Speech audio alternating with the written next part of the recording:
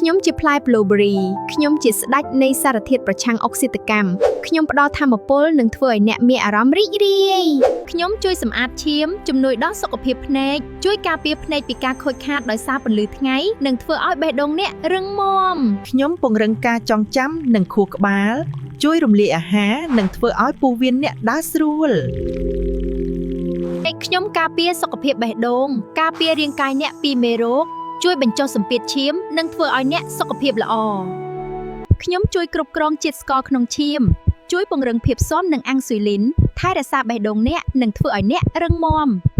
ខ្ញុំធ្វើឲ្យស្បែកអ្នកភ្លឺថ្លាប្រឆាំងការរលាកនិងជួយឲ្យសាច់ដុំឆាប់ជាសះស្បើយក្រោយហាត់ប្រាណ